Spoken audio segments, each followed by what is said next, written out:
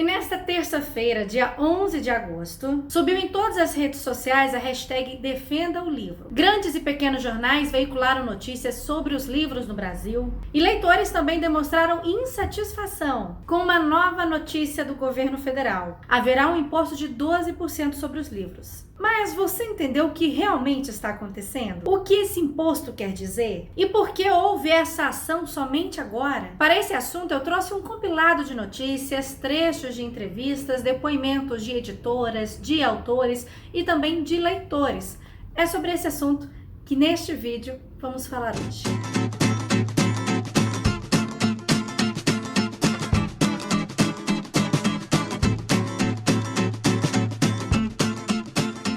Vamos começar do básico. Como assim um imposto? Os livros já não tinham que pagar nenhum imposto? Não havia imposto sobre livros. A Constituição Federal de 1946 e depois a Constituição Federal de 1988 bateram o martelo para isenção tributária do papel que é usado para a impressão de livros, jornais também. E desde 2004 vigora uma lei que também desonera a indústria do livro. Mas para essa lei, em 1946, começar a valer, alguém teve que ir lá no Congresso e ter voz, falar pelos leitores. E foi o escritor baiano Jorge Amado que foi até o Congresso e pediu então essa isenção tributária. Inclusive, Jorge Amado é o terceiro escritor de língua portuguesa mais traduzido no mundo. Então, foi alguém que realmente tinha representatividade. Ok, não tem imposto sobre o livro, mas agora o governo quer taxar o livro. O que aconteceu? Foi enviado para o Congresso Nacional a primeira parte da reforma tributária. Vai ser dividida em 4 partes. Chegou só a primeira e já está causando esse alvoroço. Nessa proposta, o governo quer acabar com 2 impostos e estabelecer somente um. Esse novo tributo vai ter uma cobrança igual para todos os setores de serviços, inclui os livros. A alíquota é 12%. O Jornal Nacional, inclusive, veiculou uma reportagem agora, nessa semana, sobre essa tributação. Explicou de forma bem didática. Eu vou trazer um trechinho aqui dessa reportagem só para vocês entenderem o que é o imposto que vale hoje e qual que é a proposta do governo, para a gente poder continuar o assunto. 2 impostos federais, PIS e COFINS. Hoje, as empresas pagam esses impostos sobre receita, folha de pagamento e importação, em um sistema complexo que permite que o tributo seja cobrado várias vezes. Para alguns setores, como a indústria, esse sistema encarece a produção. O governo quer mudar a forma de cobrar imposto e cobrar um imposto único sobre todo o dinheiro gerado com bens e serviços, a CBS. A alíquota é de 12%. O governo trouxe um exemplo. Um carro que custa R$20 mil, no sistema PIS/COFINS, o imposto vai a R$ 2.712. Com a CBS, o imposto cai para R$ 2.386. É que com a contribuição sobre bens e serviços, o imposto cobrado em cada etapa de produção é abatido na etapa seguinte, ou seja, sem acumular. Então agora você já sabe, né, o que o governo quer fazer com esse imposto. Só que, para os livros, não vai reduzir como para outros serviços, porque os livros não têm imposto sobre eles. Então, se vai começar a ser cobrado, isso quer dizer que para os livros vai, na verdade, aumentar os preços. Não precisa ainda de desespero. Não quer dizer que amanhã você vai comprar um livro e já está o olho da cara. Calma aí. Essa proposta ainda precisa passar pela Câmara dos Deputados, pelo Senado, precisa participar de audiência pública, precisa ser debatida. E é nesse período, nesse processo, em que a gente precisa mais uma vez ter voz para defender os livros. Esse é um dos motivos desse vídeo, conscientizar você, leitor, eu, leitora, de que se não nos posicionarmos em relação a esse assunto e não entendermos sobre a tributação e o que vai acontecer, principalmente com o mercado editorial aqui no Brasil. E vou trazer exemplos em que é possível vermos que esse projeto precisa ser barrado. Eu tenho aqui livros de literatura estrangeira, tenho também 2 modelinhos de livro infantil, livro religioso, livros acadêmicos publicados em universidades e livros de escritores independentes. Todos eles Todos esses livros, se forem publicados a partir desta reforma, eles vão sair com preço muito mais elevado e podem ficar inacessíveis para grande parte da população. E a gente, por exemplo, pode ter dificuldade em comprar um livro didático que a escola pedir para o seu filho. O livro que você estuda para concurso vai ficar o olho da cara. É aquele livro que você espera, há anos ser lançado aqui no Brasil, talvez nem apareça porque o preço pode não ser atrativo. E se o autor é independente, que luta sozinho com recursos próprios para lançar um livro, ele vai conseguir manter as suas publicações? Não! Então por isso eu fiz uma enquete lá no meu Instagram e nessa enquete eu falei sobre livros. E trouxe como exemplo esse livrinho aqui, Cidade da Lua Crescente. Esse livro tem previsão de lançamento para este ano, em setembro, aqui no Brasil. Ele é um best-seller internacional, a autora Sarah J. Maas é recordista em vendas, e eu fiz um comparativo de preço com um livro que foi lançado por essa mesma autora, publicado no ano passado, em janeiro de 2019, aqui no Brasil, o livro Reino das Cinzas, o último volume da série Trono de Vidro. Os dois têm mais ou menos ali a mesma quantidade de páginas, então eu baseei no preço do último livro da autora no Brasil com o próximo que vai ser lançado. O livro eu comprei no ano passado por R$80. E estimei que, novamente, o novo livro poderia estar nessa faixa de preço. 93% das pessoas que responderam à enquete afirmaram que pagariam até R$80. 7% responderam que pagariam acima de R$100 nesse livro. Eu estimei que o preço do livro poderia custar acima de R$100 se a alíquota já estivesse valendo, a alíquota de 12%. 57% das pessoas que responderam a enquete afirmaram que ainda comprariam esse livro por um preço mais alto, dependendo da qualidade da obra, se fosse capa dura e também se viesse com brindes. Já o restante das pessoas que responderam a enquete comprariam um livro apenas porque tem vontade de ler a obra, apenas realmente pelo seu conteúdo e por já gostar da autora. Então, quando falamos em pagar mais caro por um livro, a primeira coisa que vem na cabeça do brasileiro: qualidade do material, gramatura do papel. O papel vai ter uma gramatura maior para ter uma qualidade melhor e não correr o risco das folhas rasgarem com facilidade? Vai ser capa dura para o livro ter uma durabilidade maior? Vai vir com algum brinde, um pôster para ser colado na parede? Marcadores magnéticos ou marcadores convencionais para você poder colocar dentro do livro e marcar uma leitura? Gente, um livro desse de 1000 páginas, vindo com todos esses itens e ainda tendo que pagar o imposto de 12% sobre o papel, uma editora não consegue trazer com preço atrativo para o brasileiro um livro desse, com todos esses itens. O que pode ocasionar? Qualidade do material decair, ser pior, reduzir, regredir, para então tentar baratear o livro que vai ser vendido. Eu ainda comparei 2 livros que eu tenho aqui em casa, joguei na enquete para o pessoal responder. Um livro era edição de colecionador e outro livro finalizava uma saga muito famosa, não só no Brasil, mas de nível internacional. Os 2 livros, eles são maravilhosos, mas também têm especificidades diferentes. E a maioria escolheu pagar caro em um livro que teria mais atrativos físicos. Claro que a gente não vai entrar na questão da materialização do brasileiro, só compra um livro pela capa, julgo o livro pela capa, se a capa for feia eu passo longe, se o material não for bom eu não compro, se o autor não for famoso eu não adquiro. Quem vê cara não vê coração. Eu não vou entrar nessa questão de eu olho a capa e tô nem aí pro conteúdo, mas sim sobre a materialização do livro, porque o brasileiro acaba comprando um livro que tenha mais atrativos físicos, e isso é um ponto-chave para ele pagar mais caro ou não em um livro. E para isso continuar, é necessário mais investimentos por parte da editora e, por consequência, também haverá encarecimento das obras. Teremos livros mais caros nas prateleiras das livrarias, nos sites de vendas e, por consequência, a estante de livros da Casa do Brasileiro pode nem existir. E é com isso, então, que chegamos à infeliz frase do ministro da Economia, Paulo Guedes. Ele disse: livros são para elite. Se apenas ricos podem comprar livros, então quer dizer que é um artigo de luxo.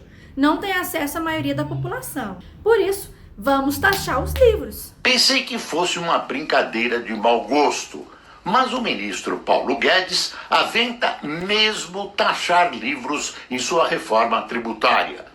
Num país de educação deficiente e baixa cultura, taxar livros soa como uma espécie de assassinato cultural. O argumento apresentado pelo ministro para meter impostos em livros está totalmente fora da realidade.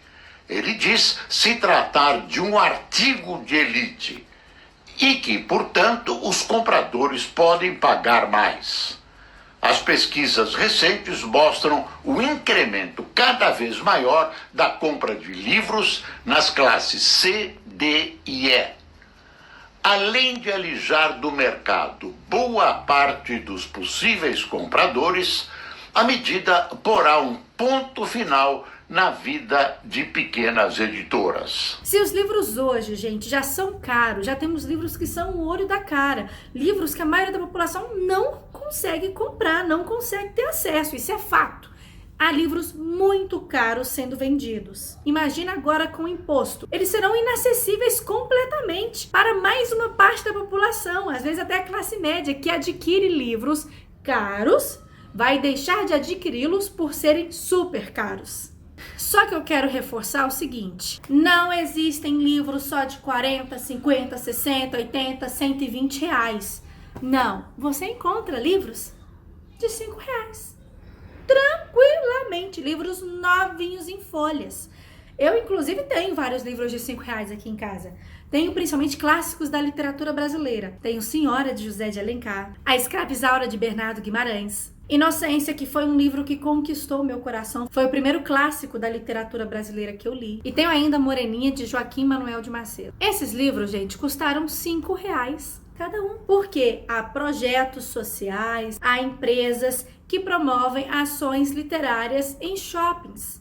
E lá eles vendem livros com preços acessíveis, inclusive livros infantis. O livro da Frozen, tudo bem que ele é bem fininho, mas que eu adquiri para minha filha e ela ama essa historinha, porque ela pede para ler várias e várias vezes, custou 10 reais. O que a gente pode observar nesses livros de 5 reais? Qualidade do papel é inferior? É uma qualidade de papel inferior. O livro é mais fino, é um livro bem leve, que tem uma facilidade, dá dó, né, gente? Desculpa. Mas que tem uma facilidade maior para estragar, para rasgar, o tamanho dele também é menor. O problema é, por ter uma qualidade inferior, o livro dá mofo. Já tenho esse livro aqui há 5 anos e de todos os livros que eu tenho, os únicos que mofaram, infelizmente, foram esses livros mais baratinhos. Eu tive acesso à literatura clássica, livros que eu queria muito ler, com preço mais acessível. Então, existem livros baratos para a população. Eu te pergunto, e se esse livro custasse 20 reais? Com a qualidade que eu te falei que ele tem, você o compraria? Eu vou fazer um comparativo aqui de 2 livros. A Moreninha, que eu comprei por 5 reais, e esse livro, Estilhasse-me, que também é um best-seller, que foi lançado aqui no Brasil. E esse livro eu comprei por 20 reais na Amazon. Comprei no ano passado. Olhando os dois, qual deles você compraria em uma banca por 20 reais? Esquece que estamos falando de autor. O assunto aqui não é valorizar ou não a literatura nacional. Estamos falando de quando você olha, você, brasileiro, que gosta de comprar as coisas vendo, sua vista, o seu olhar, vai para qual livro? Para um livro maior? Com letras maiores? Com uma gramatura de papel com mais qualidade? Com uma capa mais atrativa? Ou você vai comprar um livro de bolso, pequenininho, com uma qualidade menor e que pode vir a mofar com facilidade? O que eu quero levantar com essa questão? Se muita gente, às vezes, não compra um livro por 5 reais, não compraria um livro por 20. E muitas editoras que publicariam um livro por 5 reais podem deixar de publicar porque vai deixar de ser atrativo para o brasileiro. Ou seja, teremos sim falta de livros, falta de publicações no Brasil e muita gente não teria acesso a esses conteúdos. Em contrapartida, o que teria nas prateleiras, o que as editoras publicariam? Livros que vendem, livros que vão entrar dinheiro, porque ela precisa compensar com o valor do imposto, ela não pode ficar no prejuízo. Então vamos ter livros mais caros e acaba que vai valer o que Paulo Guedes diz: livros só para elite. Mas eu quero voltar na discussão da Constituição de 1946. Quando foi retirada a tributação do papel para fins exclusivos de impressão de livros, ficou garantida o seguinte: liberdade de expressão, liberdade de pensamento e até mais liberdade de imprensa, porque a isenção também era para jornais impressos. E ao mesmo tempo não ter um tributo fez então com que houvesse uma difusão da educação, difusão da cultura. Foi a isenção de impostos que possibilitou também a construção das bibliotecas públicas. As editoras começaram a publicar livros que tinham um valor intelectual, valor pedagógico proeminente na sociedade, mas que ao mesmo tempo não teriam valor de mercado, simplesmente pelo seu caráter intelectual e pedagógico.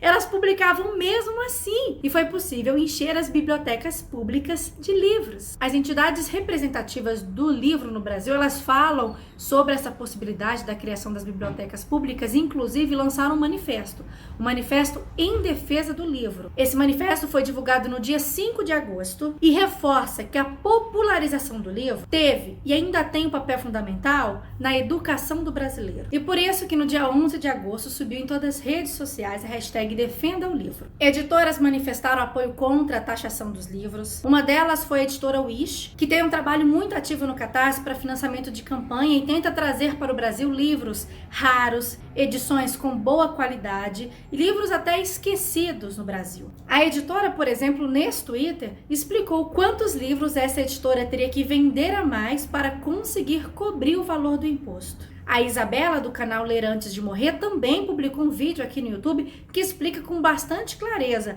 essa taxação de livros. E no Instagram, o Luke, do Corte dos Livros, também fez o IGTV mostrando a sua insatisfação com essa alíquota.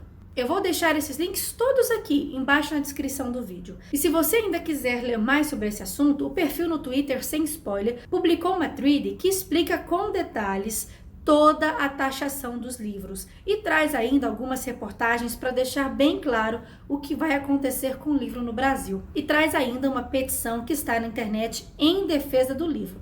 Hoje, dia 12 de agosto, enquanto eu gravo esse vídeo, mais de 300 mil pessoas já assinaram essa petição. Você também pode fazer parte e assinar essa petição. O link está aqui na descrição. O assunto, gente, ainda tem várias vertentes, porque o governo prometeu doar livros se aumentar a alíquota, e também há muita gente a favor da taxação porque acredita que o imposto tem que ser igualitário, se cobra de um, cobra de todos. E essa polêmica ainda deve durar pelo menos meses, mas se nos movimentarmos, vamos poder barrar esse imposto e conscientizar os parlamentares. Porque é só isso que nós podemos fazer, para os senadores e deputados perceberem o clamor da população e tentarem barrar esse projeto no Congresso Nacional. Inclusive, tem um senador, ele é presidente da Frente Parlamentar em Defesa do Livro, o senador Jean Paul Prates. Ele disse que a média de leitura no Brasil é de 5 livros por pessoa por ano. Se você não tem o hábito de ler e o livro vem caro, isso vai reduzir o quê? Para 1?